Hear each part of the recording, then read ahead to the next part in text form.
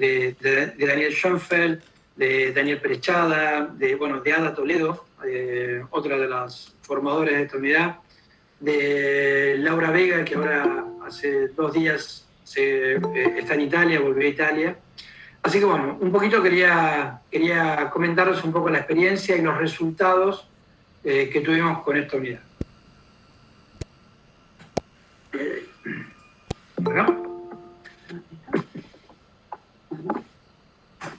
Acá vamos a ver por qué no me deja. Empezamos mal, Empezamos mal, ahora vamos a ver si podemos. Así de acá. ¿Se está viendo la pantalla? No, Guillermo. No, ahí dejaste de compartir. Volvé a compartir de nuevo. Se bloqueó, no sé por qué. Ahí vamos. Sí, compartir. Y hace clic dentro de la diapo y ahí vas a pasar. Sí. Ahí estamos. Compartir.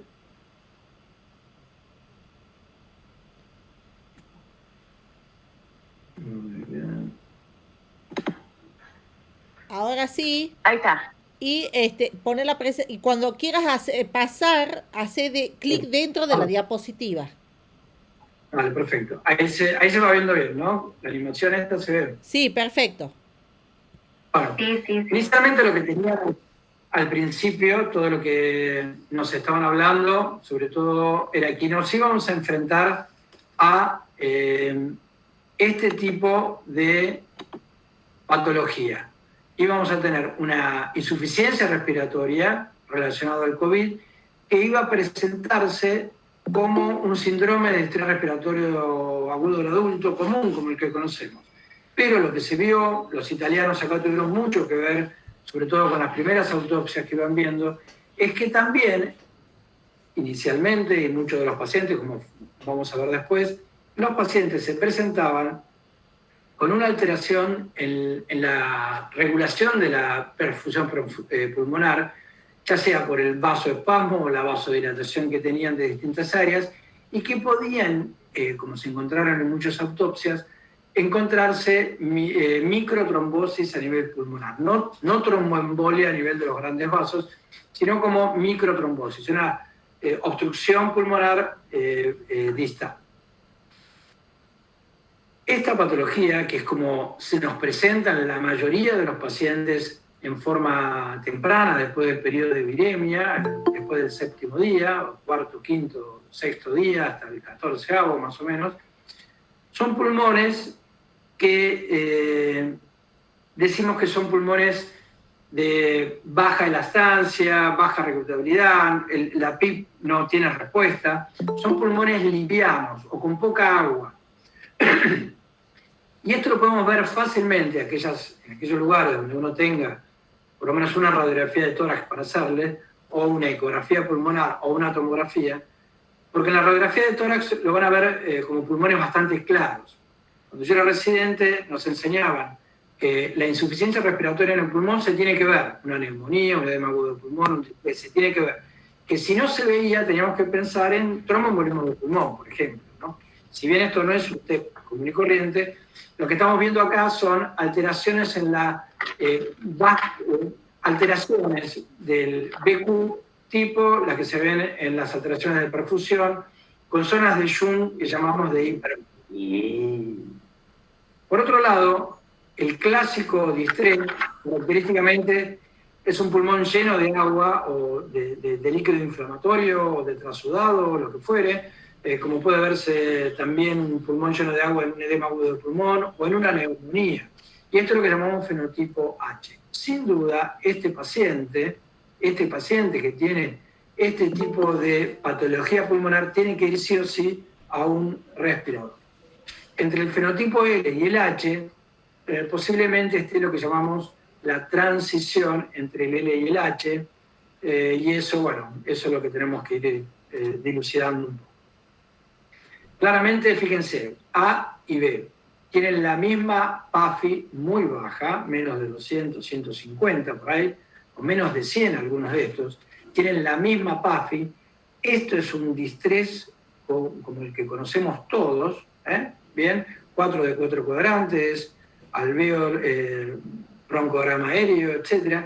Y que tiene la misma insuficiencia respiratoria, el mismo grado de inefectividad entre la PO2 que alcanza en relación a todo el oxígeno que le estoy dando, como pueden ver, son pulmones claros, bien claros. Entonces, ¿dónde está el shunt acá?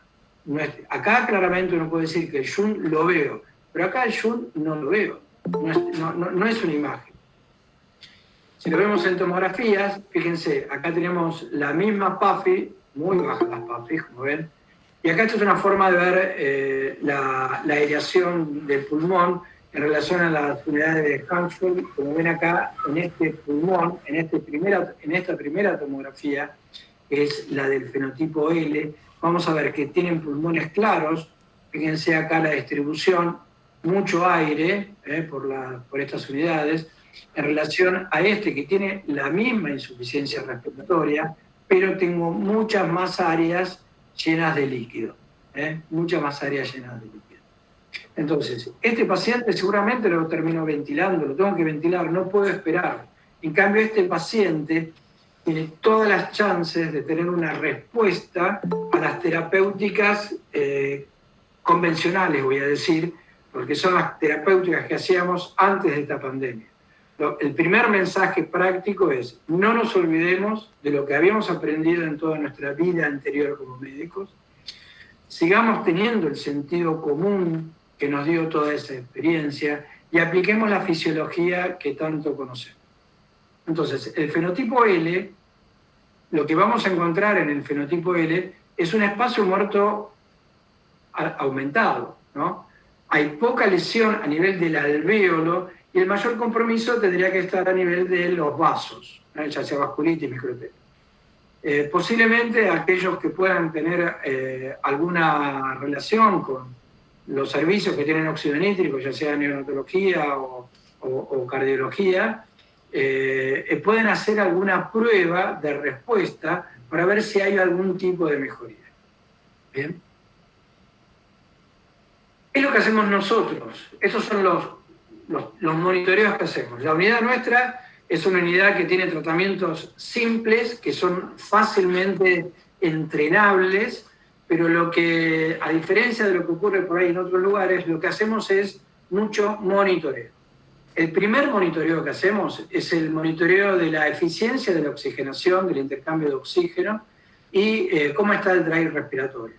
Estas dos ecuaciones, por así decirlo, estos dos parámetros, cuánto oxígeno tiene a nivel de sangre arterial en relación a las fibras que le estoy dando y cómo está la frecuencia respiratoria y el uso de músculos accesorios, es lo que conocemos como el índice, el ROX índice, un índice de respiración y oxigenación. Por lo tanto, tenemos que tener el mejor saturómetro que podamos tener para hacer la saturación en vez de medir la PO2. Saturómetro bueno, boludo. En vez de tener un buen, en vez de sacar gases arteriales, hay un micrófono abierto, ahí se complica. En vez de sacar gases arteriales, lo que hacemos es monitorear la saturación y esa saturación la monitoramos en forma continua.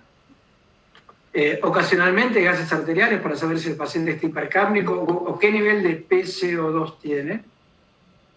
Y la frecuencia respiratoria, simplemente mirando al paciente o colocando una mano en el abdomen, podemos ver con un cronómetro, que habitualmente es el cronómetro que está en los celulares de los pacientes. El uso de los músculos accesorios lo vemos, lo palpamos, como clásicamente lo hacemos. Esto es nuestro día a día y es uno de los índices y cambios fisiológicos que vemos en los pacientes de acuerdo a la respuesta del tratamiento que le estamos dando. Después posiblemente Nico comente algo de esto, pero vemos cómo es el ROX inicial a las 2 horas, a las 6 horas y a las 12 horas, y actualmente estamos casi en condiciones de decir que tenemos ya una guía o una indicación de pronóstico de qué es lo que va a pasar con el paciente de acuerdo a este ROX. Muy pegado a esto, muy pegado a este índice de ROX, lo que tratamos de ver siempre es cómo está lo que llamamos la aireación pulmonar. digamos, aireación pulmonar para saber si el pulmón es un L o es un H, por así decirlo, ¿no? Entonces, tenemos la suerte nosotros de contar con muchas tomografías, es decir, podemos tener tomografías, la unidad es chica, así que logramos tener tomografía de tórax para casi todos los pacientes, y ahí podemos ver, tanto en la ventana de pulmón como en la de mediastino, cómo está la cantidad de agua que tiene ese pulmón.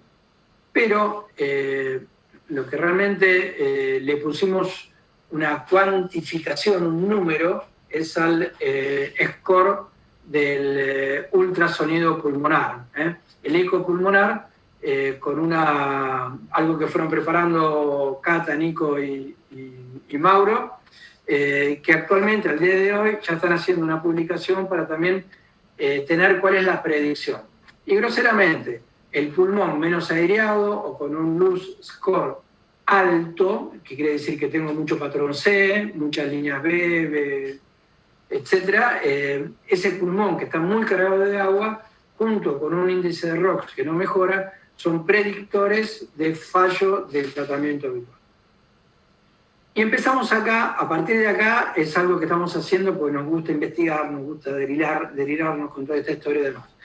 Tenemos la suerte de tener dentro del equipo un cardiólogo que es un cardiólogo muy conocido y es impresionante verlo colocarse el ambo y actuar como si fuera un residente de primer año, un cardiólogo de primera línea que realmente, como todo el grupo que tenemos, prioriza todo este tema, es decir, hay mucha pasión, hay mucha emoción en este grupo.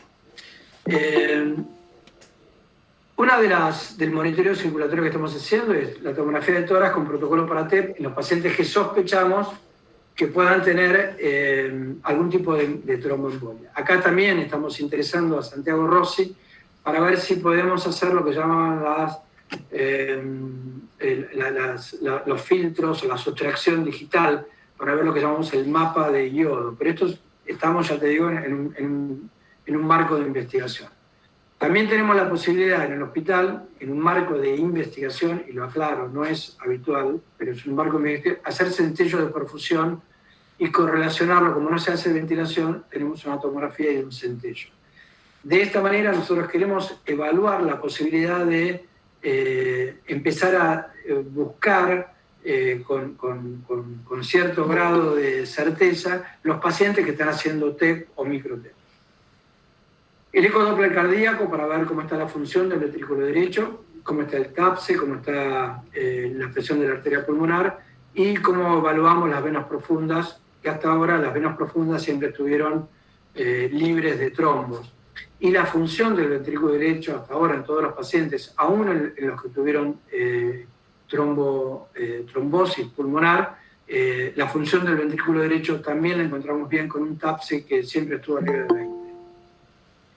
Y finalmente, también está esto en el espacio de la investigación. Estamos monitorizando cómo está el espacio muerto y el shunt y cuál es la respuesta al óxido nítrico. Estos monitoreos circulatorios, monitoreo del espacio muerto y shunt, monitoreo de los dos extremos de la alteración, ventilación, perfusión, es lo que estamos haciendo con la capnografía volumétrica, con la P2 al 100% y con agregado de 20 a 40 partes por millón de óxido nítrico. Y les vuelvo a insistir, monitoreo circulatorio y monitoreo de espacio muerto entra en el rango de la investigación y que esperamos que en algún momento poder compartirlo con ustedes. La unidad funciona, y cualquier unidad funciona, con el monitoreo de oxigenación, con el índice de ROX, con este solo índice de ROX, funciona y así vamos a sacarlo para la provincia de Buenos Aires. Solamente con un oxímetro y con un coronómetro para medir la frecuencia respiratoria. Los que puedan tener ecografía pulmonar, esto suma mucho, como lo va a mostrar después Nico en los resultados y como va a hablar un poquito Mauro también. Bueno, este es el protocolo que tenemos. Como ven, muy clarito, fácil de entender y demás. Bueno, vamos a ver si lo podemos abrir un poco. Fundamentalmente, Laura seguramente nos va a poder comentar un poco la experiencia en Jujuy, pero los pacientes que entran a este protocolo de tratamiento tienen que ser colaboradores, no pueden ser pacientes que estén con algún grado de delirio o que no acepten la terapia. tienen que estar colaborando, porque vamos a estar interactuando con ellos todo el tiempo. Groseramente, los pacientes que entran a esta unidad tienen aumento del drive respiratorio con una frecuencia respiratoria mayor de 30. Actualmente estamos aceptando pacientes con una frecuencia respiratoria mayor a 25, porque queremos empezar a tratar a los pacientes más tempranamente.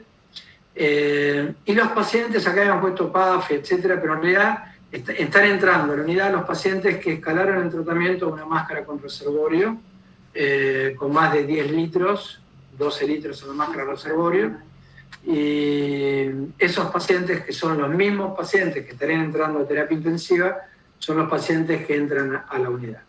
Para poder compararnos con terapia intensiva, agregamos un montón de otros índices, el SOFA, el Apache, el NUX, además del ROX, que es el que nos dirige a nosotros.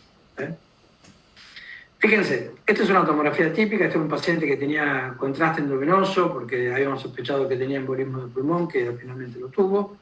Y fíjense que tenemos un patrón en este corte axial bastante diseminado, también se veía en el resto de los cortes. Es un patrón típico de vidrio esmerilado, ¿no?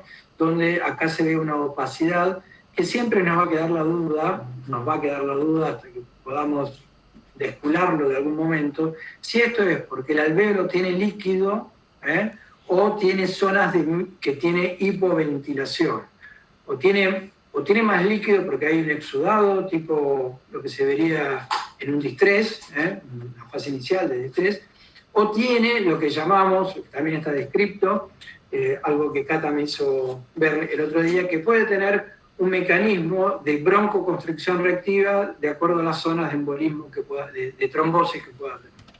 Para eso, otro del monitoreo que puse, que estamos haciendo, pero que no puse acá, es el monitoreo con el tomógrafo de bioimpedancia eléctrica, pero bueno, eso esperamos poder darlo. Fíjense lo que pasa ahora. Al colocar la ventana de mediastino, que es la ventana donde evaluamos partes blandas, nada de esto se ve. Nada, ¿ven? No hay broncograma aéreo, no hay ninguna imagen que me esté hablando de que tenga mucha agua. Bien, si yo hiciera un luz score, una ecografía de pulmón, seguramente no estaría viendo patrón C, que es el patrón de consolidación, no lo estaría viendo. Estaría viendo muchas líneas B o lo que fuere, ¿no? Eso después por ahí Mauro me corrige, pero bueno, no importa. Pero groseramente lo que estamos viendo acá, este pulmón, tengo mucho compromiso a nivel del alvéolo porque lo veo más denso, pero tiene poca agua. Digamos que este es un pulmón L, o así lo consideramos. Como ven acá, lo primero que hacemos con el paciente que ingresa, hacemos una prueba con alto flujo termomodificado y lo ponemos ya de entrada en una posición de prono vigil, prono despierto. Es decir, se le dice este no es el prono de la terapia intensiva, que necesitamos mucha gente, sino es el prono como cuando cualquiera de nosotros hoy a la noche se pone a dormir y se pone boca abajo. Entonces le pedimos al paciente que se ponga boca abajo. Los pacientes obesos ocasionalmente pueden tener una almohada o pueden ponerse, como las embarazadas, en un decúbito lateral, apoyando la panza contra el colchón y el brazo en una almohada. Inicialmente ponemos flujos elevados. Lo más importante que ponemos nosotros son flujos de 60 litros. Esto equivale más o menos a 5 o 6 centímetros de CPAP. Y el objetivo es poner una FiO2 para alcanzar una saturación de 94 o 96%. Y tratar, obviamente, que la frecuencia respiratoria baje a 30. Como ven, estamos otra vez jugando con el ROX acá. ¿De acuerdo? Entonces, otra vez el ROX va a ser muy importante para saber el pronóstico de estos pacientes. La pronación la usamos siempre, ¿de acuerdo? Y lo que tenemos de pronación es que lo que vemos es lo que está descrito en otras áreas. Estos son pacientes que están ventilados, y estos son pacientes que están con ventilación no invasiva, y esto es el total de pacientes. Ven que la posición de prono rápidamente lo mejora, la PAFI, la SAFI o el A sobre A, y que al volverlo a la posición supino, estos gases arteriales ya sea por desregulamiento o por empeoría otra vez de la alteración BQ, vuelven a bajar. ¿Bien? Esto no son los pacientes que vemos nosotros, pero aprovecho para mostrarlos. Esto era lo que tenía, creo que el artículo de Gattinoni. Acá tenemos un distrés, un patrón L común y corriente. Fíjense, H, patrón H. Fíjense que el corazón, por gravedad, está comprimiendo este lóbulo inferior izquierdo. Fíjense que en las zonas posteriores hay más pulmón, tengo más volumen de pulmón.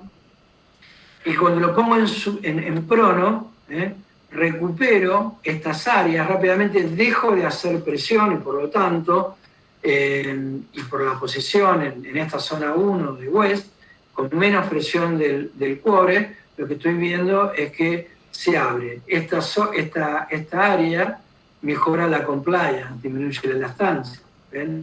Y en este pulmón, del otro lado, del derecho, cómo se abre todo mucho más aún. Bien. Groseramente, no hay demasiados cambios en el flujo, pero la ventilación se hace más uniforme. El lóbulo inferior izquierdo no deja de tener el peso del corazón que lo desinfla y disminuye, como ven, la compliance de la caja torácica porque ya la vuelve más rígida. En terapia ya conocíamos que había un efecto protectivo contra la bilis al disminuir o al mejorar la distribución del strain y del estrés, se hace más uniforme, y hay un fenómeno claro de reclutamiento que permite disminuir esto. Acá en supino, fíjense, esto es un resumen, acá tengo la zona 1 de West, acá tengo la zona 3, acá tengo el corazón que comprime al pulmón, al lóbulo inferior izquierdo, y que cuando el diafragma se contrae, que lo hace en esta dirección, otra vez las vísceras van a estar comprimiendo más ese lóbulo inferior. Esas zonas de oposición de acá.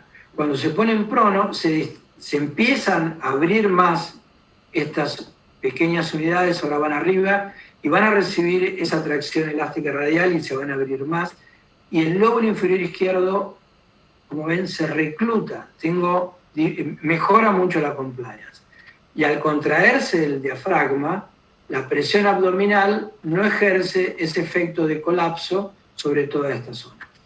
De todas maneras, es una maniobra que es tan hermosa y efectiva por lo simple y que no tenemos, y es la más barata que puedan conocer, porque simplemente es decirle, señor, póngase boca abajo y manténgase así la mayor cantidad de tiempo posible. Evite el supino, si no tolera el prono, póngase en decúbito lateral. Es esto, ¿ven? Es esto. Simplemente dormir boca abajo. Podemos tener distintas posiciones de los... Nunca las dos manos sobre el pecho, como si hiciéramos una tabla, sino más bien en posición de nadador. Las piernas pueden estar flexionadas y cuando uno se cansa de esta posición, puede adoptar el decúbito lateral. Estos son pacientes, siempre están con el celular para la comunicación rápida y fácil, y así tratan de dormir. Eventualmente, los pacientes que están muy ansiosos pueden recibir alguna benzodiazepina, y si están con dolores, algún analgésico no corticoide, algún antiinflamatorio.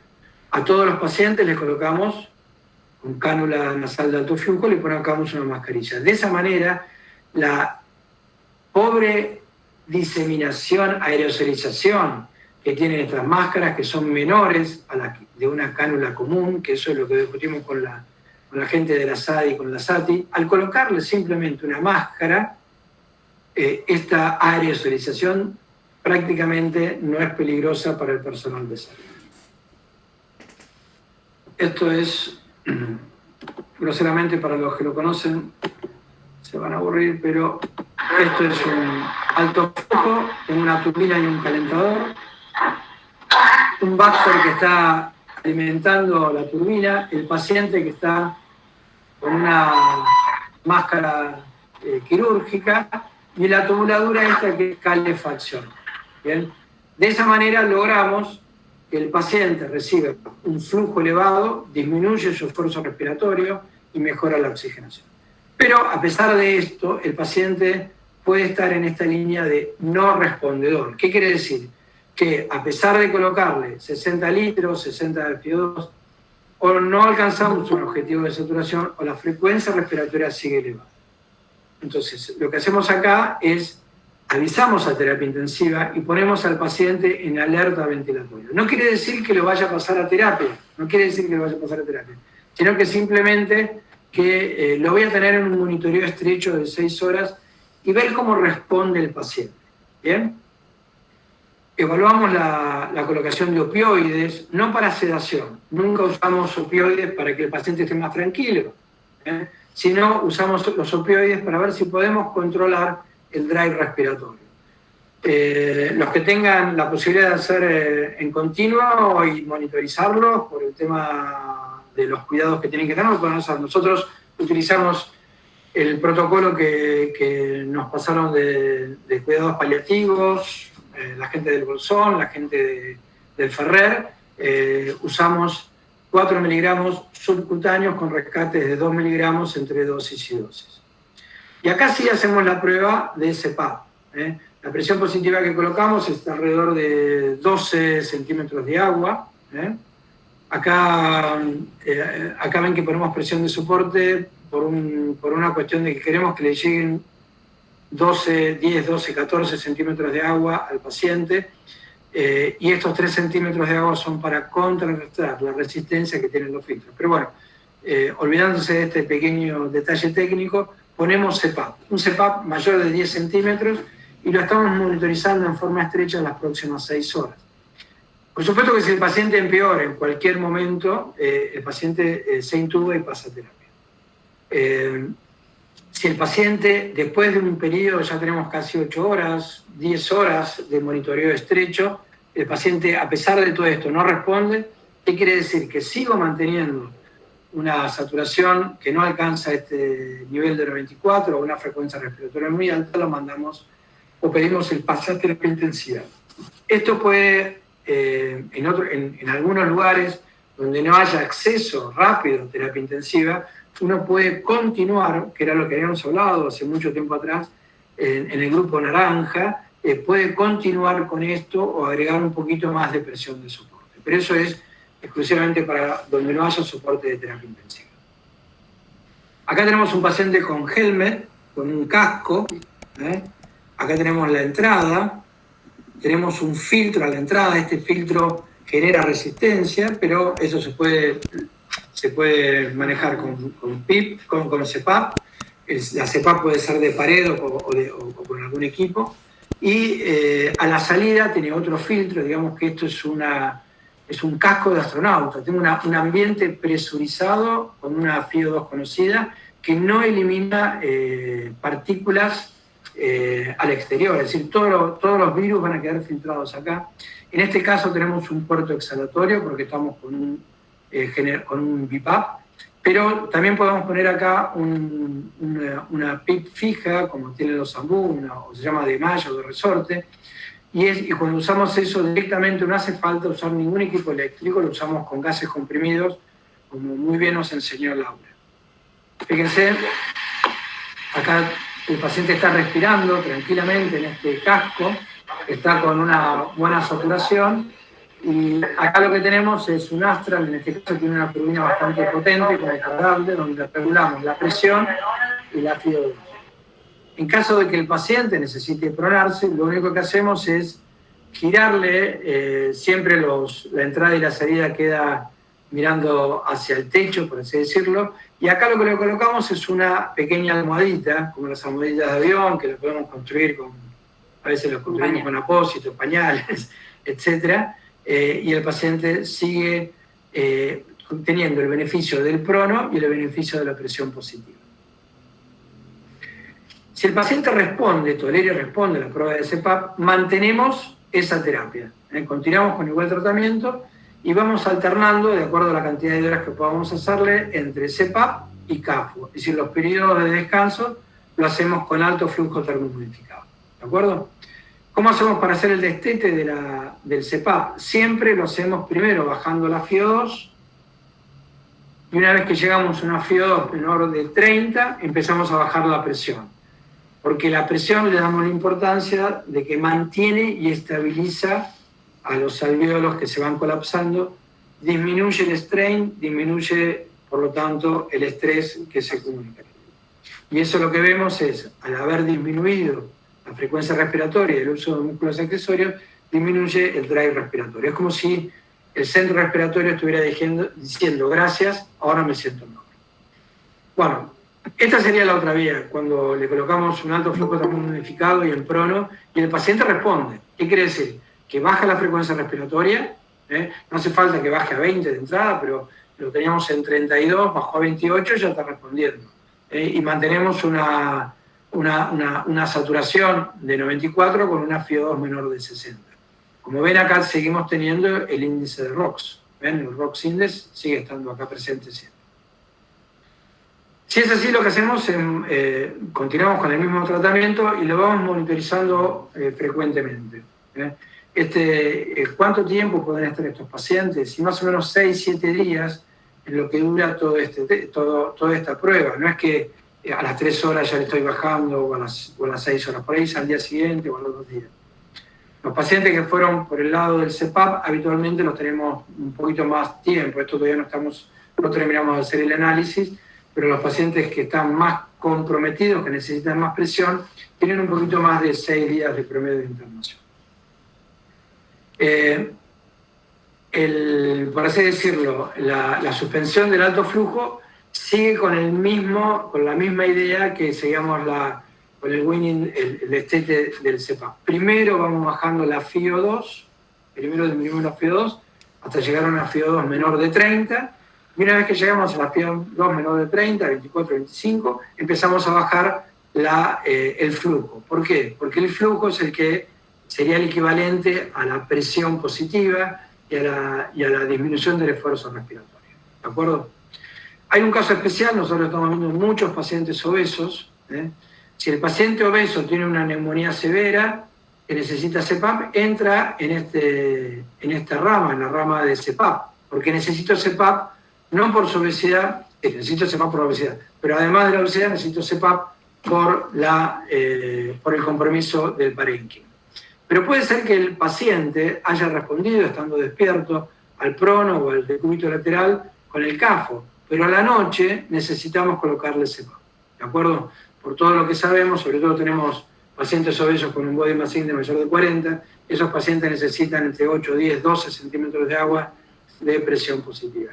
Empezamos el jueves, empezamos a hacer poligrafías a estos pacientes para saber dónde estamos parados con esta historia. Tenemos un paciente, un body mass index de 55, le hicimos la poligrafía y está mucho mejor de su neumonía COVID, pero sigue desaturando bastante la noche y él había ingresado, fue el único paciente que tuvimos con ventilación no invasiva porque había ingresado hipercápnico, pero no hipercápnico por el COVID, sino por el síndrome de obesidad que tenía.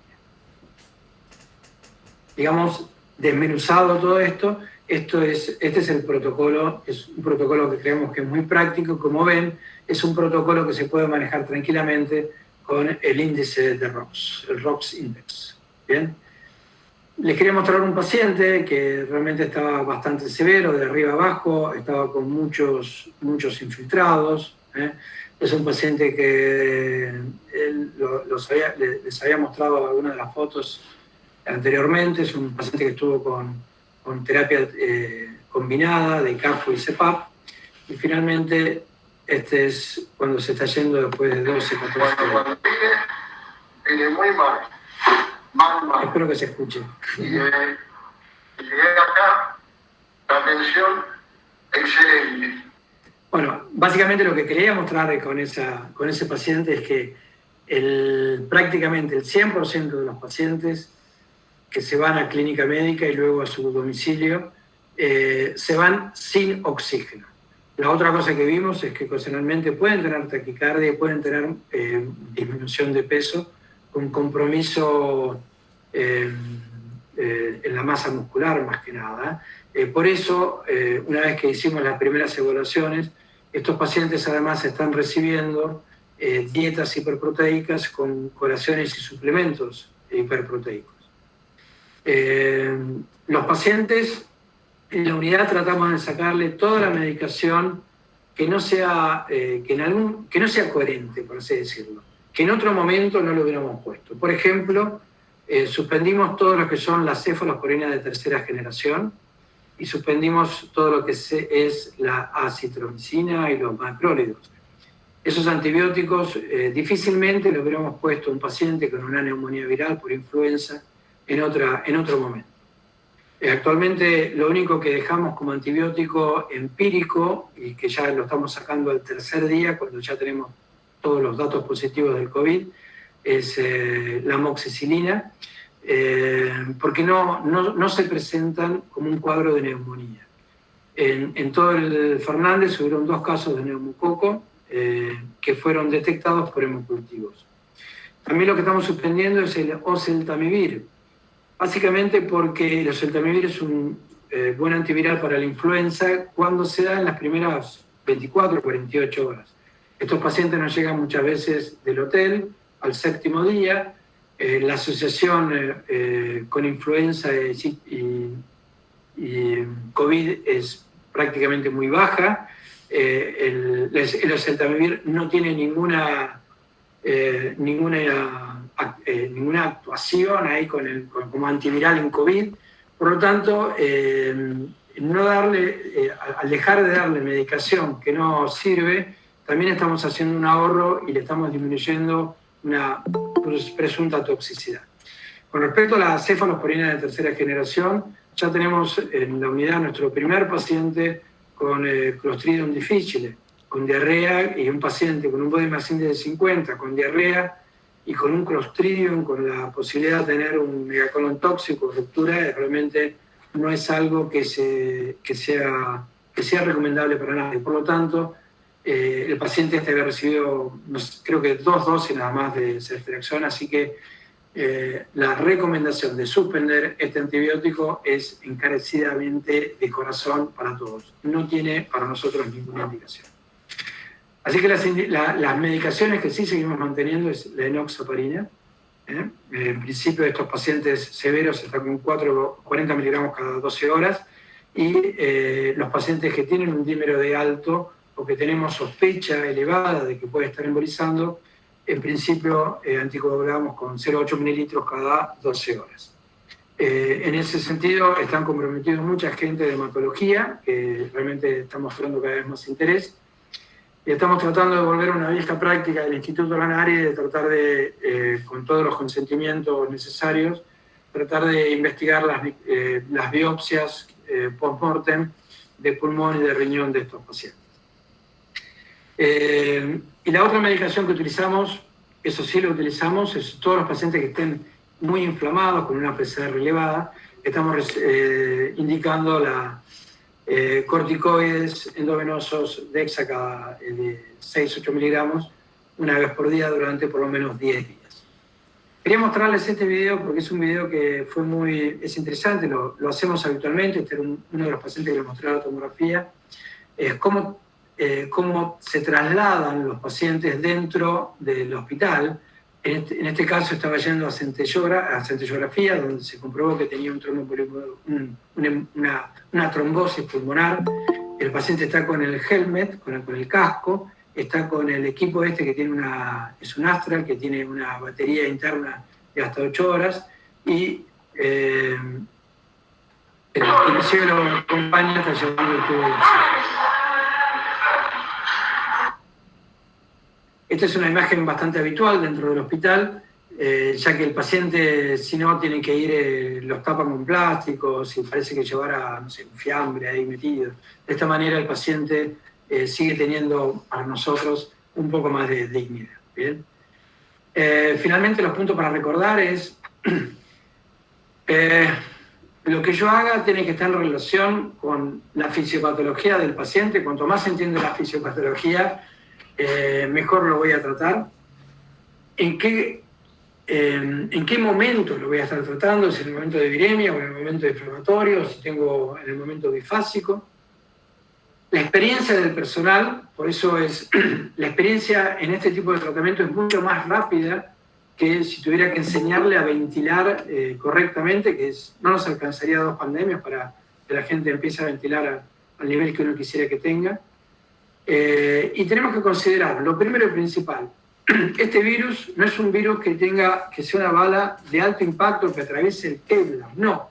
Es un virus que se transmite por dispersión de las partículas aerosolizadas. Son partículas pesadas que no alcanzan 1,5 metros o 2 metros y que cualquier barrera física la detiene. Por eso nos protegemos nosotros con un N95, un barbijo adelante, arriba del N95, antiparras y las pantallas. Hemorrepelentes, en el caso de tener que estar trabajando muy cerca del paciente o con estos equipos, y usamos un doble par de guantes. La cofia en las botas de rutina. Entonces, con el equipo de protección personal adecuado, uno sin ningún problema puede tratarlo. No hace falta ni la presión negativa, ni los filtros cepa. Simplemente con tener habitaciones bien ventiladas, como está desarrollando en este momento el Hospital Tornú, con eso alcanza de sobra. Bien, el personal de salud que está trabajando con esto después tiene que saber aprender a vestirse, a desvestirse, la higiene de manos, la higiene del cuello, la higiene de la ropa, etc. Pero eso es parte de lo. También pusimos un esquema muy rígido en la unidad de uno va comiendo por turnos, no comen juntos, duermen bien separados, etcétera, etcétera. Tratamos de disminuir el riesgo del contacto social y tratamos de que eso se mantenga fuera de la unidad también. Los contagios que hubieron dentro del personal, de acuerdo al seguimiento epidemiológico, siempre tuvieron relación o con la pareja o con el otro.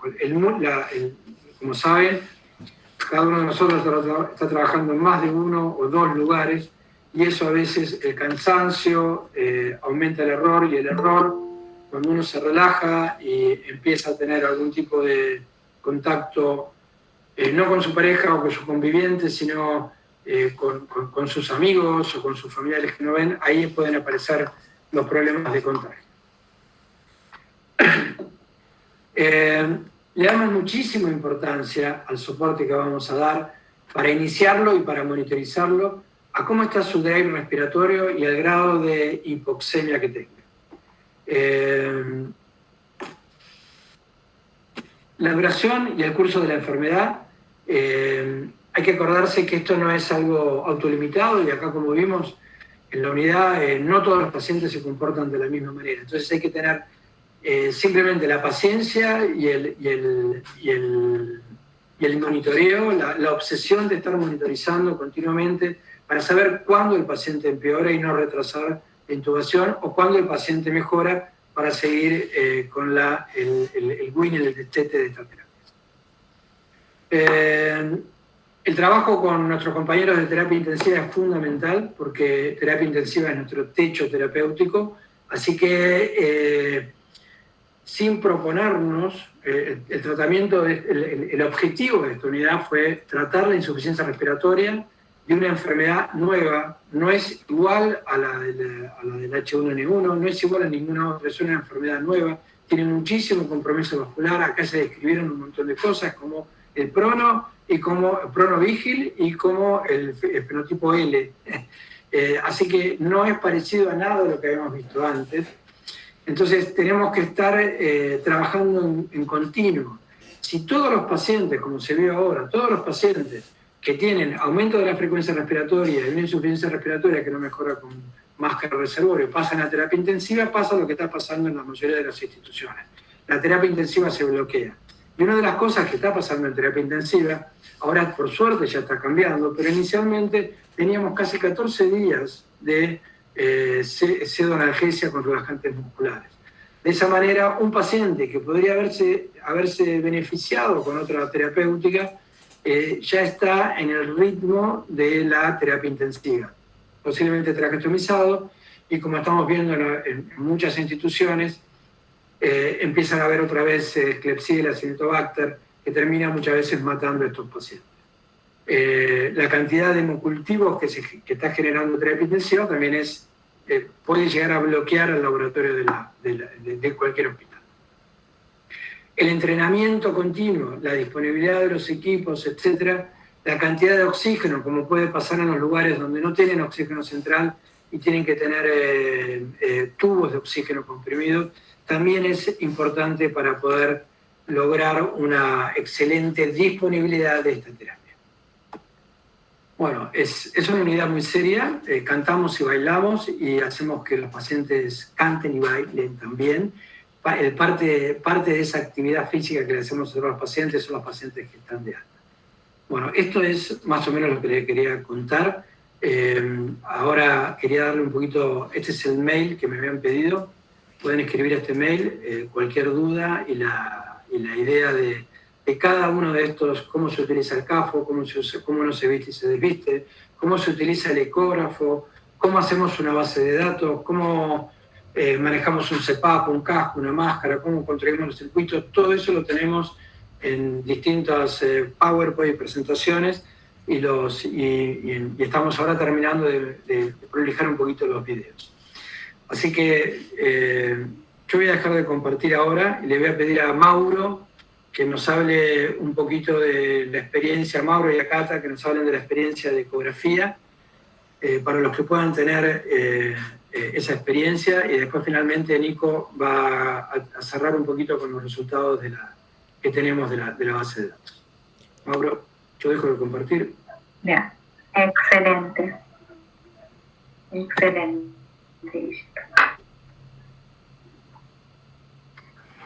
Bueno, hola a todos. Voy a pasar a compartir la pantalla. A ver.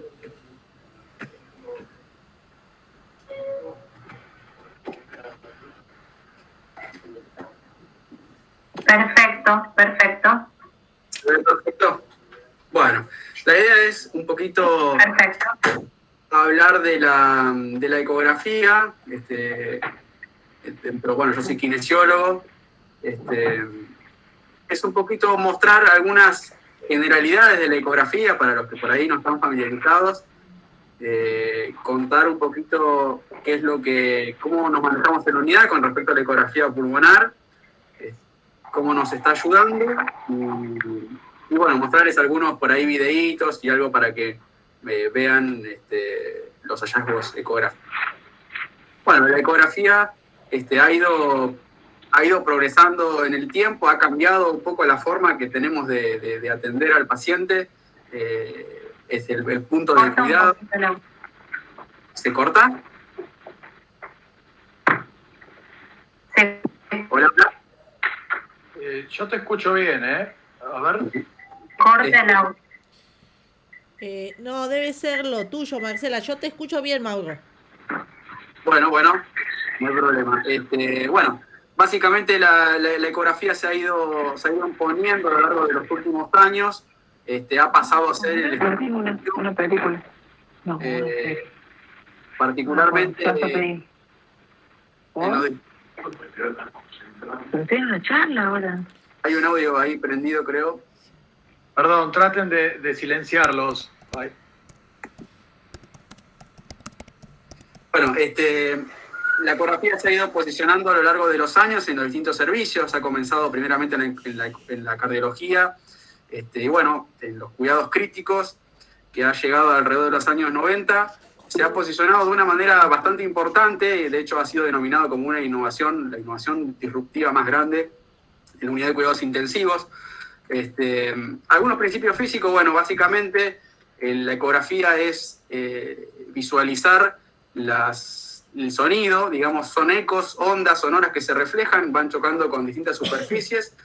Las superficies tienen distintas resistencias, digamos, o impedancias, y eso nos devuelve una señal al ecógrafo, y es lo que nosotros recibimos, el aparato que tenemos lo convierte en una imagen y podemos visualizar nosotros esos ecos. Tenemos este tipo de transductores, digamos, nosotros básicamente el que usamos más que nada es el convexo. Tenemos distintos modos ecográficos, nosotros usamos para la ecografía pulmonar particularmente el modo B. También existe el modo A de movimiento, por ahí se usa quizás en kinesiología lo usamos más para el diafragma, pero bueno, a los fines de de la parte respiratoria y de lo que estamos realmente usando mucho para categorizar la severidad pulmonar, usamos más que nada el modo bidimensional.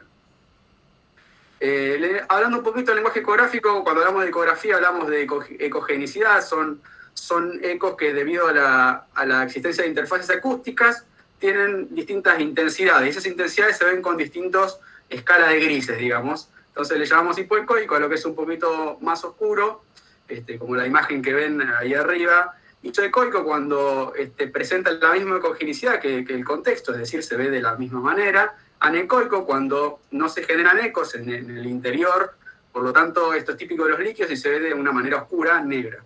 Eso se llama anecoico. Y hiperecoico cuando es lo contrario, se generan ecos de gran intensidad.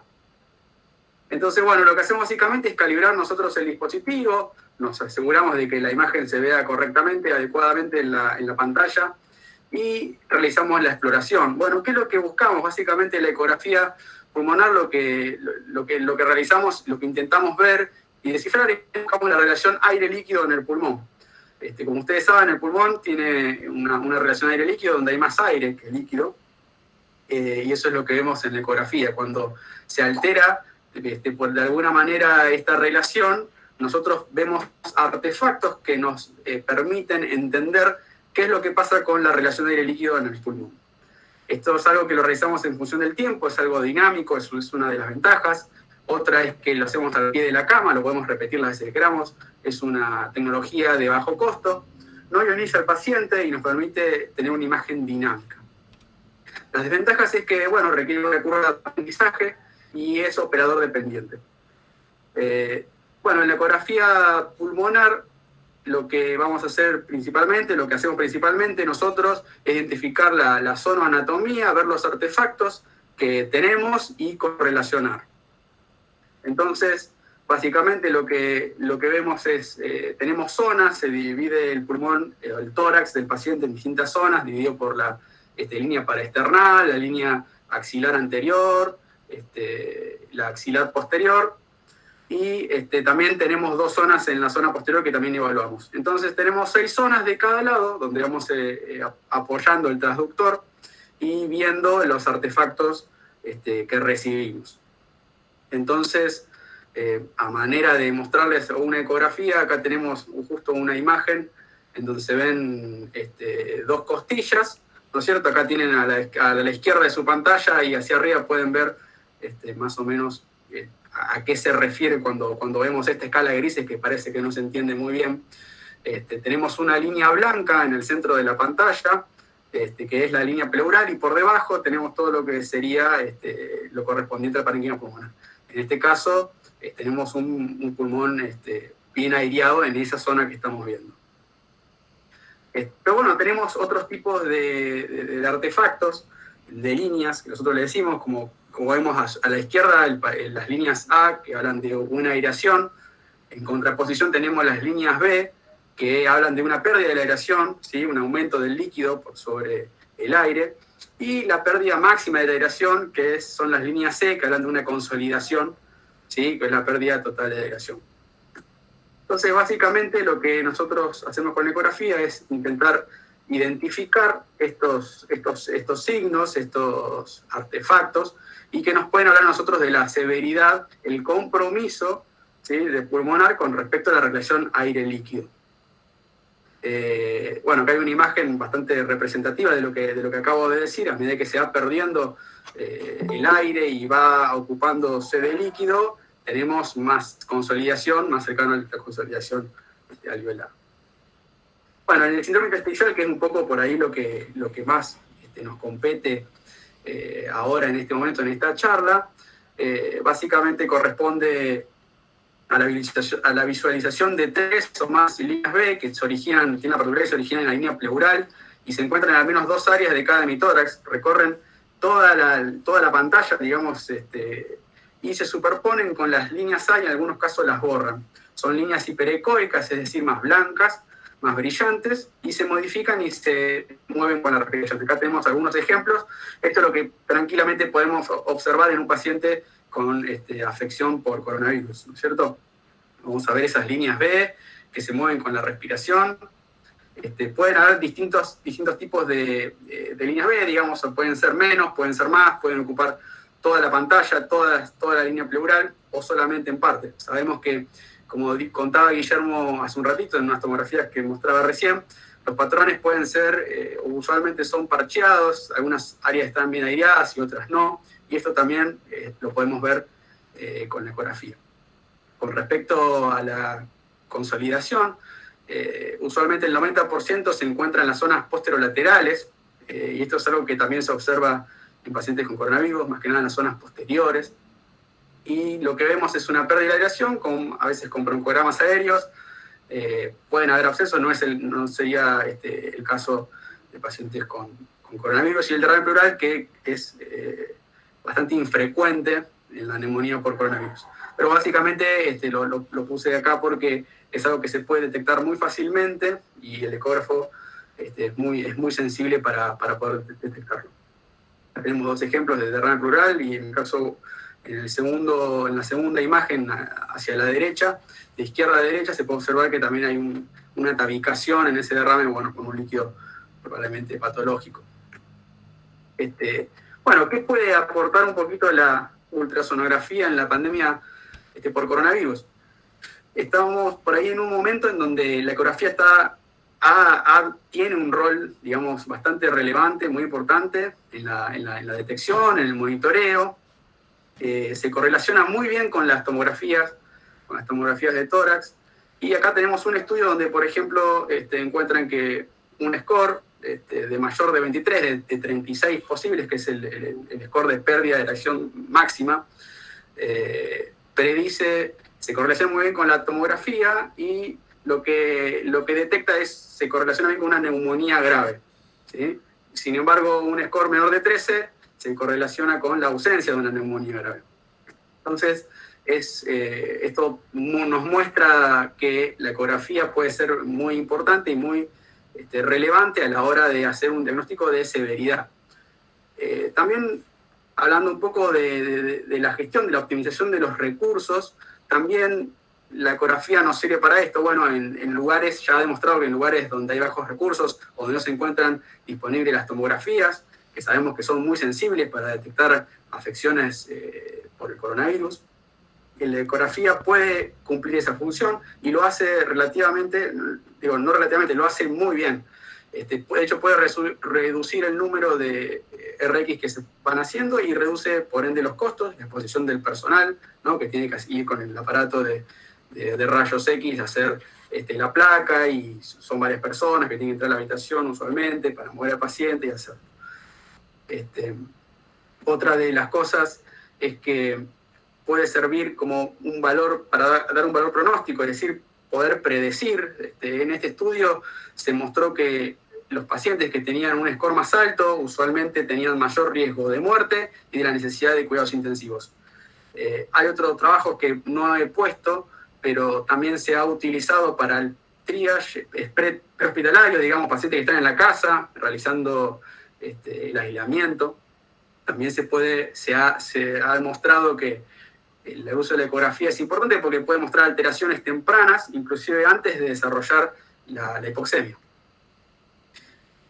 Bueno, no sé si Cata quiere por ahí aportar algo, contar alguna experiencia por ahí. Si no, yo tengo unos videitos para mostrar por ahí, representando un poquito lo que hablábamos recién. A ver. Bueno, la verdad es que nosotros nos planteamos hacerle esto de ecografía a los pacientes, básicamente este score para ver la gravedad que tenían los pacientes que estaban tratándose en la unidad, y a partir de ahí empezamos a obtener información. Entonces veíamos que los pacientes que tenían menor aireación, mostrada por este score, en general eran los pacientes que usaban una terapia combinada o eran los pacientes que tenían más tiempo con presión positiva con Helmet. O sea, había una buena correlación en cuanto a la pérdida de aireación y el tratamiento que estos pacientes necesitaban, y también una buena correlación en cuanto a si este tratamiento no alcanzaba y el luz score era alto, este paciente, digamos, era paciente candidato de terapia intensiva. Íbamos sumando, digamos, el score de luz, la clínica, el ROX y la respuesta al tratamiento como para orientar si este paciente iba a ir o no a terapia intensiva. Eran cosas que nos iban ayudando a la toma de decisiones, ya sea en, bueno, sigue en la unidad, va mejorando o necesita una escalada terapéutica. Esto era todo lo que quería contar. No sé si tienen unas imágenes, Mauro, para mostrar. Sí, ahí pongo las imágenes, a ver si la tecnología ayuda. Bueno, ahí tenemos una breve imagen. Mauro, no se ve muy disculpa, bien. tenés que volver a compartir la pantalla, porque no vemos la imagen. Cierto, perdón, ahí voy.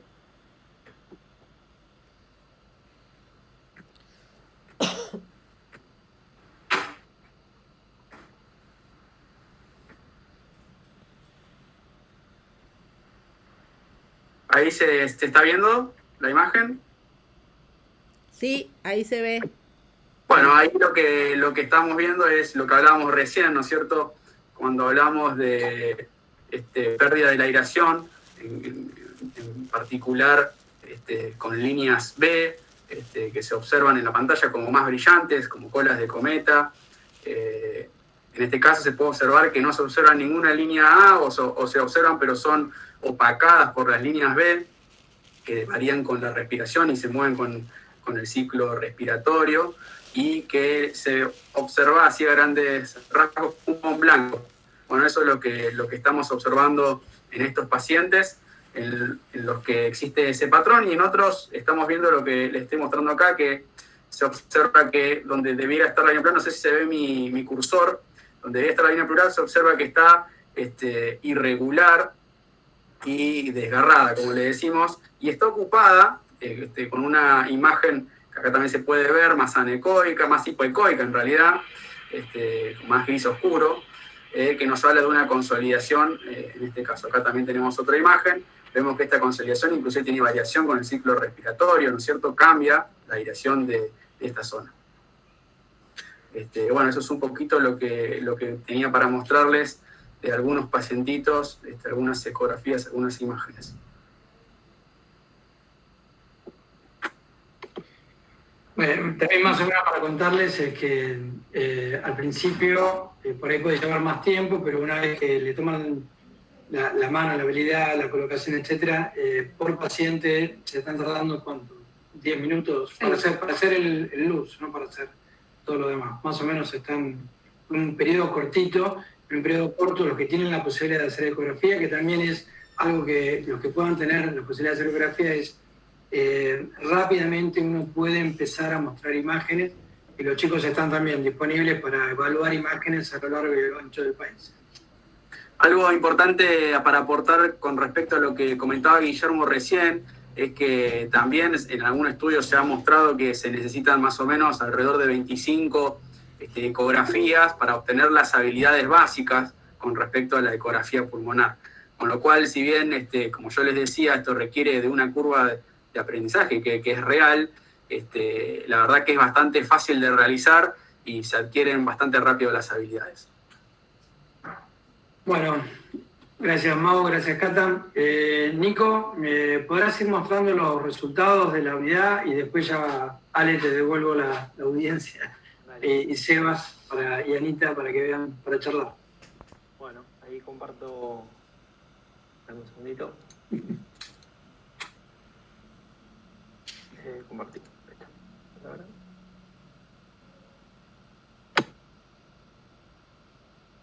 ¿Se ve ahí? No compartiste la pantalla. A ver. Tenés que poner presentar ahora y poner en el cuadro que te aparece, hacer clic en el C. Ahí está. Ya estamos, perfecto. Ahí sí Perfecto. se está viendo, ahí sí. Buenísimo. A ver, ahí vamos. Sí, perfecto. Bueno, me apareció en donde no tenía que aparecer, pero bueno. Se ve, ¿no? Sí, perfecto. Perfecto, perfecto. Bueno, buenas noches. Vamos a continuar mostrando un poquito nuestras experiencias a lo largo de estos 2 meses y medio de unidad. Bueno, la unidad comenzó un 16 de junio, un martes, la inauguró Guille junto con Mauro de guardia. Los criterios de inclusión para ingresar a nuestra unidad fueron falla respiratoria aguda causada por SARS-CoV, confirmada por PCR o con alta sospecha hasta obtener el diagnóstico, frecuencia respiratoria arriba de 30, como contó Guille, relación PAFI menor a 200 y requerimiento de oxígeno mayor a 10 litros minutos y, algo importante, que el paciente sea lúcido y colaborador. A lo largo de estos 2 meses y medio tuvimos 59 pacientes registrados que cumplieron estos criterios para ingresar a nuestra unidad. Hago un paréntesis porque también hemos atendido pacientes fuera de nuestra unidad por pedido de otros colegas, ¿sí? Donde se ha aplicado alto flujo en terapia intensiva, donde se ha aplicado también alto flujo en la guardia externa, ¿sí? en el servicio de emergencias. Y cuando nosotros nos ponemos a armar la base de datos junto con Santiago Aedo, que es una persona que nos está ayudando muchísimo con esto, que es médico emergentólogo, pudimos encontrar que la mayor población, digamos, es masculina en un 88% y un femenino en un 11,9%. Cuando nos ponemos a buscar las comorbilidades, vemos que la obesidad es bastante aumentada en nuestra unidad. Y lo que pudimos ver también es que el índice de masa corporal, por ejemplo, en los pacientes, lo que se ve es que el 32% tiene un índice de masa corporal arriba de 30, es decir, ya clasificado como obesidad, y algunos tienen entre 25 y menor a 30, ¿sí? Es decir, escalonando al sobrepeso. Todos los pacientes al ingreso de nuestra unidad se le toman los scores de gravedad, como por ejemplo el News Score, el SOFA, el Apache. Cuando los pacientes ingresan a nuestra unidad estuvimos viendo que en el día 8, ¿sí? Es el inicio de los síntomas hasta que desencadenan falla respiratoria aguda. Vemos que el promedio, por ejemplo, del News es de 11, el SOFA de 2, Apache de 2 y con sus intercuartilos correspondientes. Los pacientes ingresan con PAFI alrededor de 130, son PAFI bajas, ¿sí? Todos estos pacientes cuando ingresan a la unidad, digamos ya sea a la guardia o al servicio de emergentología o están en clínica, pasan a una máscara de reservorio, entonces nosotros estimamos una FIO2 de 0,8, más allá de que no sea una FIO2 conocida. La SAFI también es baja, ¿sí? 118, y tenemos un Luz Score promedio de 21, que es lo que estuvo hablando Mauro, con correlación a neumonía moderada grave por arriba de 23. ¿Qué soporte respiratorio no invasivo utilizamos? Bueno, nosotros tenemos como tratamiento de primera línea, como contó Guille, la cánula de alto flujo, ¿sí? La cual lo estuvimos utilizando un 57%, por encima de la terapia combinada, que es cánula de alto flujo más CPAP, y en todos los pacientes aplicamos la posición prona. Lo que vemos es que hay un marcado aumento de la oxigenación, ¿sí? Cuando el paciente se le coloca cánula de alto flujo sola al inicio, ¿sí? El paciente viene con una SAFI, dijimos, de ingreso baja y tiene una tendencia al aumento bastante marcado. ¿Qué vimos nosotros? Cuando colocamos a los pacientes en cánula nasal de alto flujo, vemos que el índice de ROX es bajo, ¿sí? Pero a las 2 horas aumenta casi el doble, ¿sí? Entonces, eso es un marcador de que el paciente está respondiendo al tratamiento, pero hay que continuar monitorizándolo para ver su respuesta. La SAFI al ingreso, ¿sí? Que es la saturación sobre la FIO2 entregada, de 118, y SAFI al instaurar el soporte respiratorio no invasivo, también se ve un incremento en la oxigenación. Entonces, nos ponemos a pensar un poco los conceptos fisiológicos o las bases fisiológicas que puede aportar la cánula de alto flujo. el otro día jugando un poco conmigo mismo y colocándome una cánula nasal. En ventilación espontánea todos sabemos que en la expiración tenemos muy poca capacidad residual funcional, sin un soporte respiratorio. Fíjense, esto es una tomografía de impedancia, esto es en el ciclo inspiratorio, ¿sí? El pulmón se infla, las zonas azules son todo el pulmón, digamos, lleno de aire, y en expiración el sensor, digamos, de ese volumen queda en negro. ¿Qué pasa cuando colocamos una cánula nasal de alto flujo? ¿Sí? El ciclo inspiratorio, si bien no lo asiste, ¿sí? No asiste activamente a los músculos inspiratorios por ser un sistema abierto, pero sí asiste a la capacidad residual funcional del pulmón al final de la expiración. Fíjense, un pulmón que a la expiración tiene zonas que todavía están bien aireadas, ¿sí? Eso no quiere decir que la cánula de alto flujo sea el único tratamiento para esto, sino que hay pacientes que por ahí se han quedado cortos con el tratamiento de alto flujo solo y tienen que recibir la terapia combinada. O sea que comparar el alto flujo y el CPAP sería absurdo en nuestro equipo, porque es la terapia, digamos, que ayuda a los pacientes a salir adelante. O sea, el alto flujo y el CPAP para nosotros son dos jugadores que juegan en el mismo equipo. Esto es una diapo muy, muy interesante donde muestra SAFI de dos pacientes con placas muy parecidas, quizás una más comprometida que otra, pero miren esta diferencia. 117 de PAFI, 115 de PAFI, esta placa más fea, pero miren esto.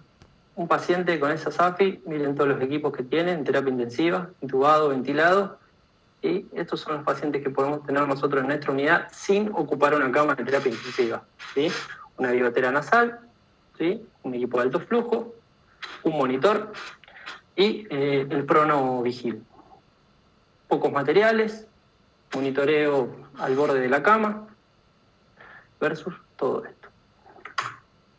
Entonces, cuando Guille contaba que era el ROX Index, por ahí parece un nombre raro, ¿sí? Significa índice de oxigenación, que indica el valor de oxigenación al pie de la cama de estos pacientes que están siendo tratados con cánula de alto flujo, y sirve para aquellos pacientes que están cursando falla respiratoria aguda tipo 1, ¿sí?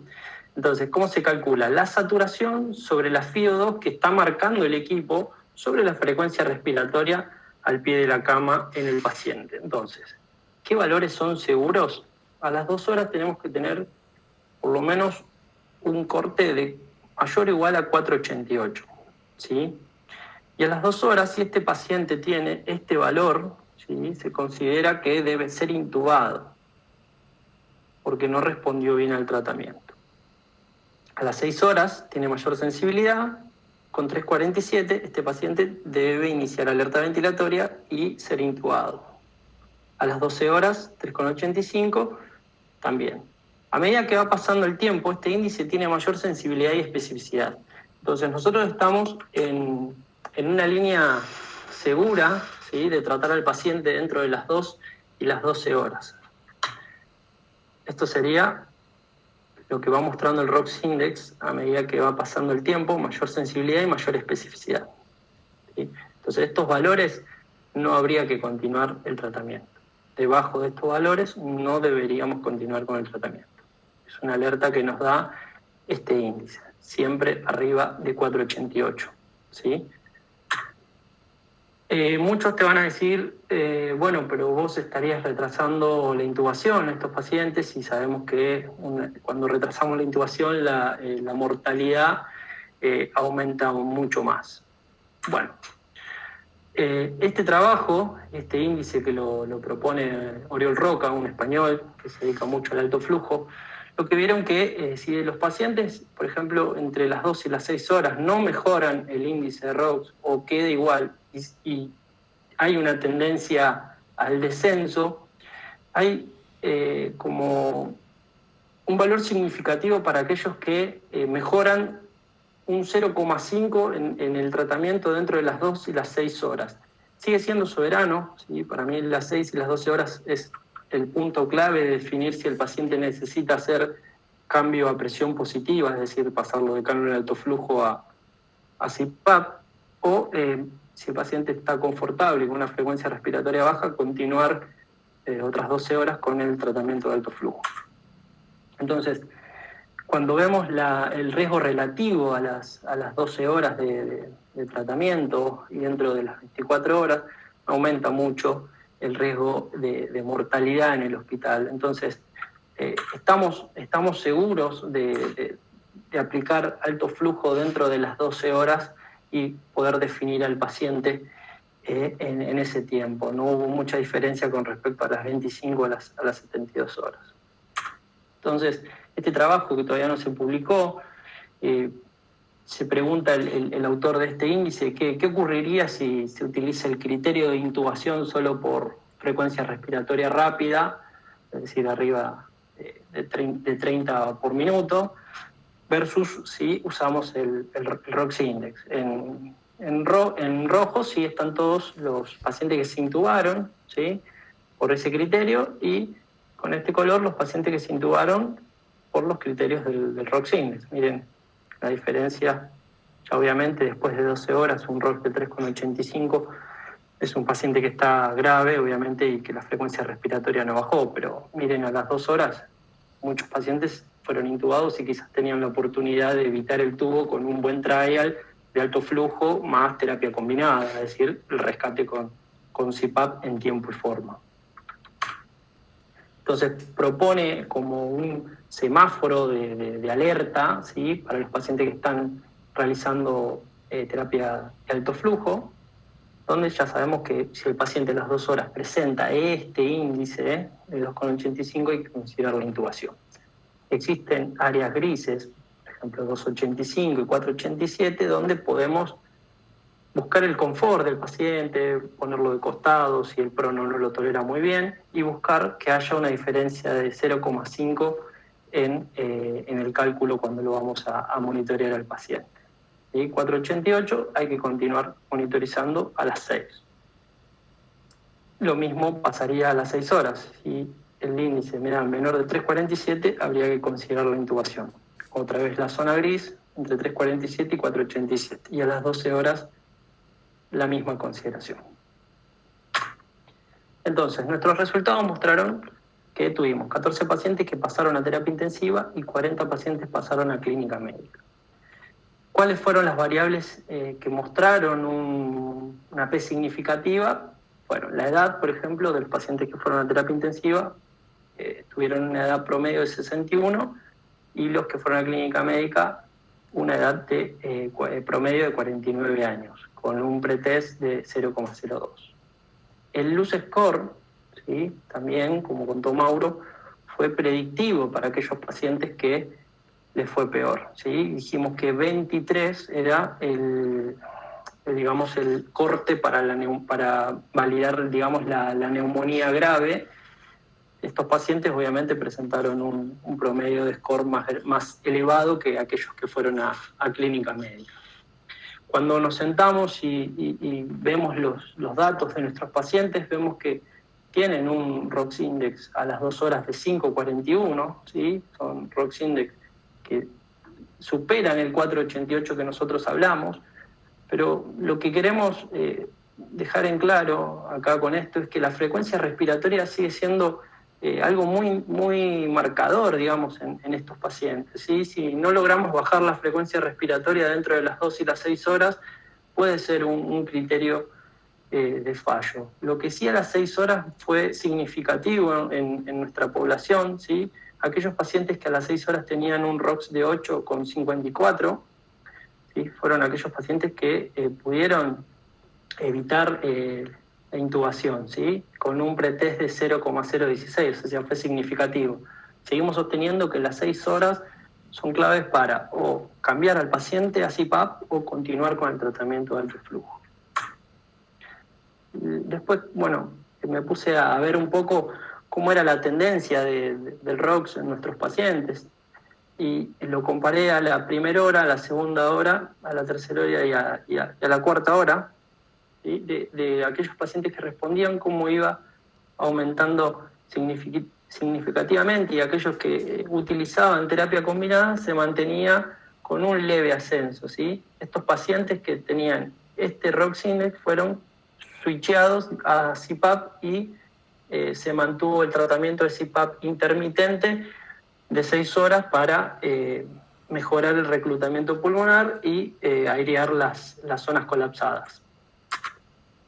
Y lo que vimos, que los pacientes que utilizaron CPAP durante 48 horas por frecuencia respiratoria elevada o por caída de la saturación, vimos que estos pacientes a las 48 horas tenían un ROX de 9,99 cuando hacían los descansos con cánula de alto flujo.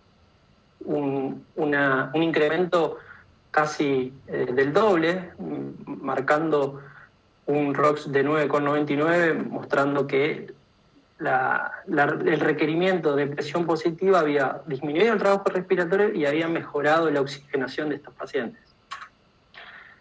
Entonces, resultados finales, hasta hoy, porque todavía queda pandemia para rato.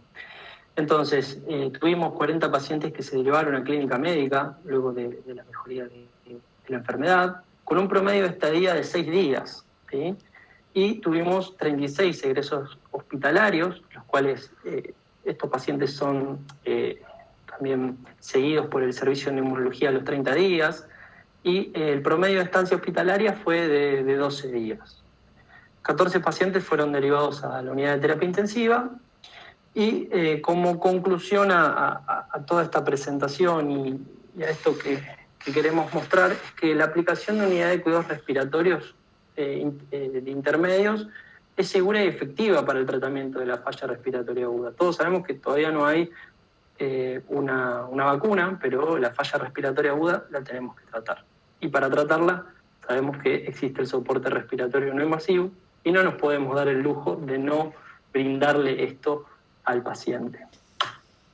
Entonces, lo que queda claro de todo esto es que ningún jugador es tan bueno como todos juntos. Así que esperemos que esto sirva para que se pueda replicar, se pueda hacer y podamos ayudar a lugares donde por ahí el sistema está bastante colapsado y sería lindo compartir nuestras experiencias y ayudar un poquito. Pero para cerrar, quiero agradecer a estas 4 personas que para mí son importantísimas en mi formación. Guille, desde el 2016 que lo sigo como alumno y hoy tengo el privilegio de trabajar con él. Ada como médica neumonóloga excelente, Cata como colega excelente y Laura, qué decir, sin palabras. La verdad que un equipo de primera. Yo me siento muy agradecido. Así que gracias de parte de todo el equipo de SOBNI y ojalá que esto se pueda replicar en toda la Argentina. Nada más para agregar y que tengan una linda noche.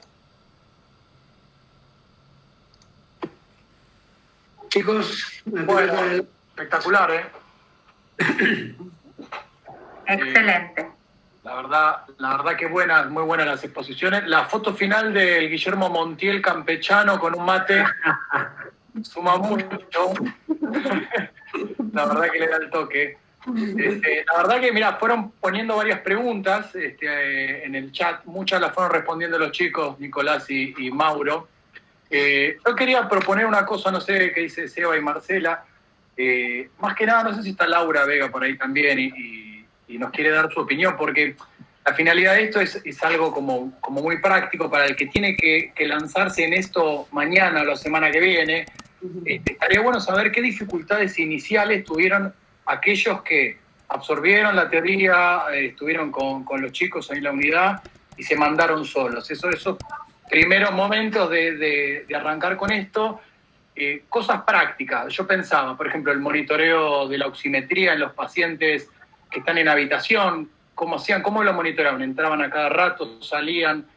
Mismo la recolección de datos, ¿quién la hacía? El médico iba anotando todos estos datos que tienen ellos en una unidad muy aceitada.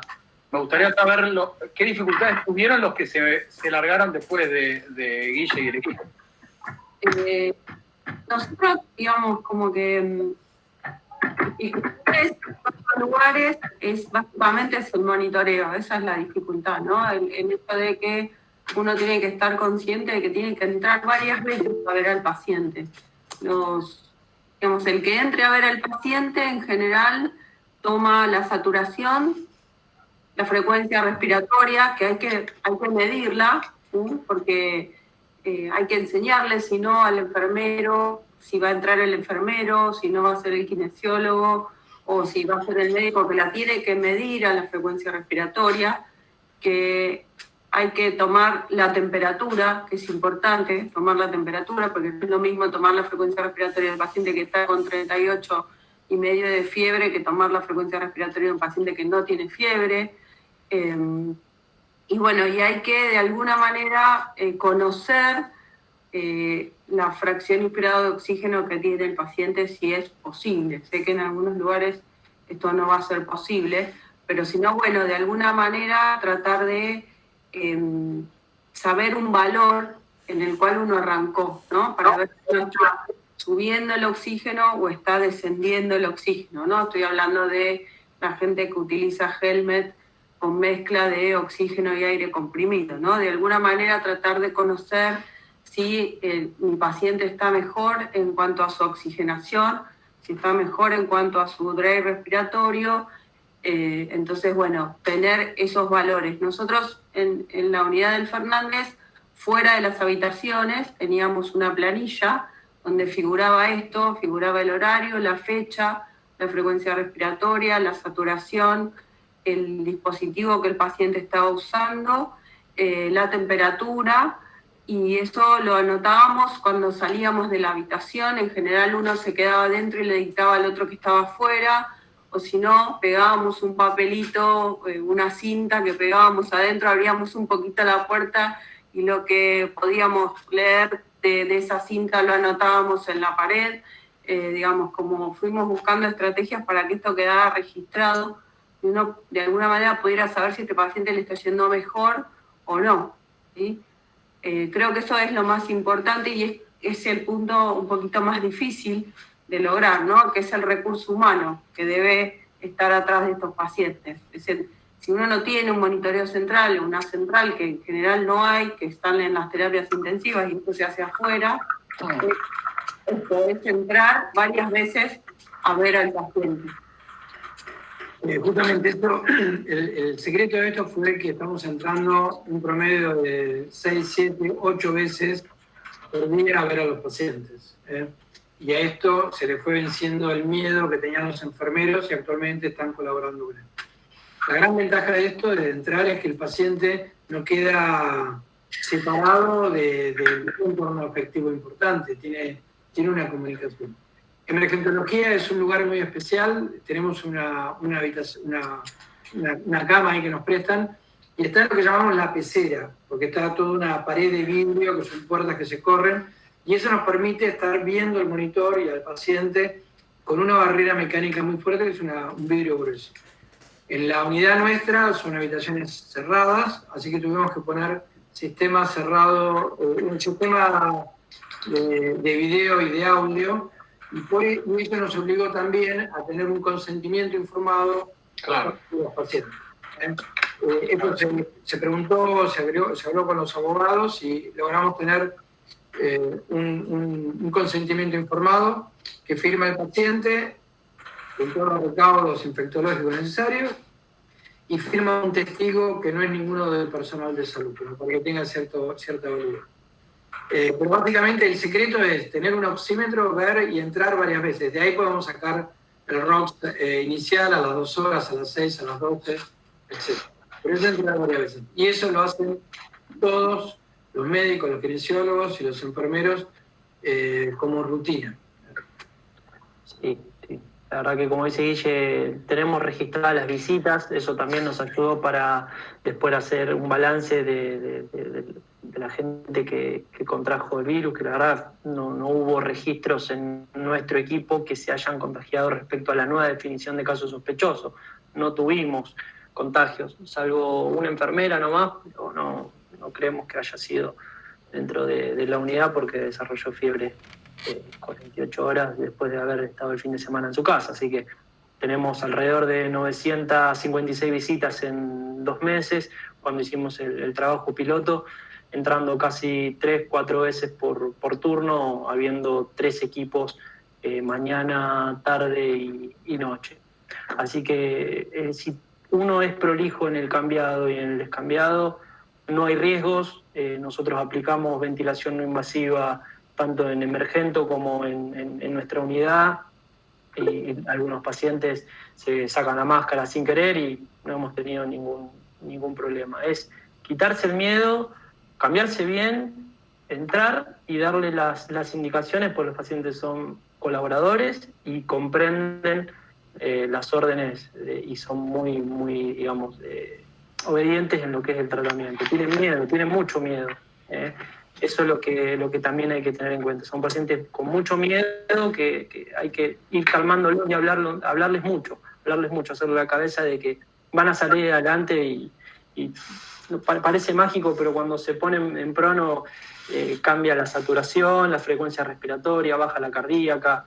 La verdad que son buenas las experiencias. Ah, bueno, muy bueno. La verdad que los quiero felicitar porque esto es un escalón impresionante. Yo soy médica intensivista, trabajo en la terapia intensiva más importante de la provincia, en San Salvador de Jujuy, el Hospital Pablo Soria, y cuando yo vi lo que estaban haciendo y cómo lo estaban haciendo, dije, bueno, esta es la brecha que hay que llenar realmente, porque uno está ahí metido en la cueva. Incluso en mi caso enseño a ventilar, tenemos residencia de terapia intensiva, soy traductora científica de una editorial en Colombia, de Distribuna, sobre libros de ventilación mecánica. He trabajado con el Goldsmith de neonatología, bueno, en 2 ediciones. Ellos tienen 260 modos. Yo decía, esta brecha en esta pandemia hay que llenarla de otro modo. No puede ir de la guardia a la UTI, no tenemos camas, y sí tenemos camas vacías con respiradores, porque han hecho 100 camas y han comprado 60 respiradores. Pero nosotros somos poquitos y no podemos manejar esos respiradores todos nosotros, cuando la relación tiene que ser 1.6 o 1.7 y una enfermera cada 2 ventilados, todo lo que sabemos. Entonces, este equipo a nosotros nos ha enseñado un montón y nos ha dado la posibilidad de sencillamente expandir la atención con otras personas, con otras competencias. Tenemos enfermeros poniendo casco y cuidando, y kinesiólogos, y gente de otra especialidad, una dermatóloga, por ejemplo, que se involucró en lugares inhóspitos de Jujuy y lejanos, y tuvimos que hacer la pared de nuevo para poner el aire comprimido y el oxígeno, y creo que está conectado el itinerante que va por todos lados, que el doctor Jure, que va haciendo toda la infraestructura y convocando a los ingenieros y poniendo los cascos. Pero eso ha sido gracias a ustedes, que han sellado esta brecha, porque la terapia intensiva por allá y a la gente no le solucionábamos nada. Así que bueno, también puedes contar, Pablo, en todos los lugares donde pusiste boca de oxígeno y aire comprimido, por favor. Muy buenas noches. Bueno, me presento. Mi nombre es Pablo Jure. Soy médico especialista en emergentología. Trabajo hace 25 años en lo que es la parte de emergencia y actualmente cumpliendo una función en cuanto a lo que es el Ministerio de Salud como subsecretario técnico operativo, pero lamentablemente no he podido ejercer mucho como funcionario, sino más bien estando en la operatividad diaria para poder acompañar sobre todo a los equipos de salud. Gracias a este nuevo equipo y a esta nueva incorporación, apoyo fuerte la palabra de Laura, porque gracias a ella hemos permitido algo muy importante, que es una descentralización y poder tener una accesibilidad en prácticamente los 23 hospitales donde tenemos, y sobre todo en aquellos que tenemos atención primaria, sobre todo donde tenemos atención de nivel 1, donde no hay nada, nunca tuvieron absolutamente nada, es un poquito mejor que un puesto de salud, solamente con internación básica. Bueno, en estos últimos días hemos tenido la posibilidad de poder acercarnos, de poder ir llevando, de poder ir entrenando en aquellos pacientes que ya estaban con algún diestrés respiratorio y empezar rápidamente a poder cambiarle la historia a esas personas, a ese equipo de salud y sobre todo a los hospitales. Esto ha permitido varias cosas, no solamente la limitación en cuanto a la accesibilidad que tenían estos pacientes, ha permitido que se empiecen a asistir. Y hay algo muy importante en esto, y el cual con Laura trabajamos con un gran equipo, que es la teleasistencia. La teleasistencia de ustedes, de los especialistas, de los terapistas, que tienen la posibilidad de mantener a través de un teléfono y de poder hacer una video con WhatsApp y a través de ello poder asistir a un enfermero, poder ver cómo está el monitor, el multiparámetro, ver cómo está saturando, cómo está la dinámica respiratoria, cómo está respondiendo el paciente, explicarle las cosas simples, porque realmente con esto nos ha permitido, por ejemplo, les voy a dar un caso clínico muy simple. En la localidad de La Quiaca, donde se pensaba armar una gran infraestructura, nosotros decidimos, cuando yo llego, tengo que viajar mucho por toda la provincia para poder mostrar esta nueva tecnología, le decimos nosotros. ¿Por qué? Porque le ha permitido mucho rápidamente revertir situaciones críticas. En la ciudad de La Quiaca teníamos, y le voy a contar un caso muy simple, un paciente de 45 años, donde había COVID positivo, que obviamente ahí no tenemos terapia intensiva, solamente hay una sola anestesista para que eventualmente ante casos y situaciones emergentes pueda llegar a actuar, y tenemos 3 horas y media de derivación a la ciudad de San Salvador de Jujuy, teniendo en cuenta que está a 3.500 metros de altura sobre el nivel del mar. Eso también influye en las capacidades atmosféricas y en cuanto a lo que es el mal agudo de montaña para algunos pacientes que también son itinerantes. Entonces, este pacientito COVID positivo, que había ingresado muy bien, estuvo muy bien durante toda una tarde, a la noche comienza con cierta dificultad respiratoria, y a la mañana, cuando yo llego para hacer una observación, lo detectamos, que estaba saturando, y se los voy a comentar simple, 65%, con una frecuencia respiratoria de 45%, con una frecuencia cardíaca de 125. Inmediatamente, obviamente por mi condición de emergentólogo, esos pacientes iba directamente para el tubo endotraqueal y dijimos, no, esperemos, tenemos un Hemlet, vamos a hacer la prueba, rápidamente lo colocamos a través del asesoramiento por teleasistencia y tan solo en 17 minutos, revirtió de 65% que estaba saturando a 92%, bajando una frecuencia cardíaca de 130 que tenía a 98 y bajando una frecuencia respiratoria de 45 a 28 también, lo cual hizo que empecemos a asistirlos. El paciente a las 6 horas ya se pudo alimentar, se pudo hidratar, y después de los 5 días que estuve hace 2 días también, ya se liberó del Hemlet, con donde empezó a tolerar rápidamente las mascaritas, está muy bien, y así empezamos a hacer en cada uno de los hospitales. Realmente felicitarlos, agradecerles la oportunidad de poder adquirir esto. Hoy hemos adquirido en la provincia 100 cascos, de los cuales los monitorizamos a los 100 permanentemente, tanto en los ambientes públicos, en los nosocomios públicos, como en las clínicas privadas, porque queremos darle la posibilidad a toda la gente que podamos disminuir las camas de terapia intensiva. Y eso realmente nos ha permitido poder tener muchas chances, y se lo digo groseramente, no tan científicamente, que los pacientes que han ingresado con el casco han tenido una buena evolución y anduvieron muy bien. No así, lamentablemente, aquellos que han estado en los respiradores. Los resultados de los respiradores no han sido muy buenos en nuestra provincia. Sí, muy bien el tema de los cascos. Así que agradecerles, estamos a disposición, estamos adquiriendo recién experiencia y es lo que nos está permitiendo también progresar en las posibilidades y accesibilidades críticas en estos tipos de pacientes.